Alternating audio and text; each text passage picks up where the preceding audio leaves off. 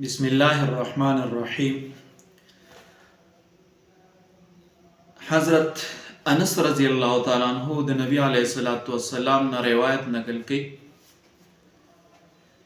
وی رسول الله صلی الله علیه وسلم او فرمایل د سحری یعنی سحری یا پېشمنه دا کوي، ځکه چې الله تعالی په دې سحری کې د پېشمنی کې تاسو د پاره برکت اخلي.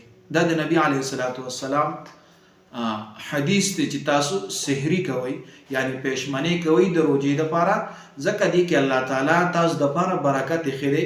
دا د نبی علیه الصلاۃ والسلام ارشاد دی. بیا دویم حدیث کې ابو هريره رضی الله تعالی عنہ یو حدیث نقل کړي، نبی علیه الصلاۃ والسلام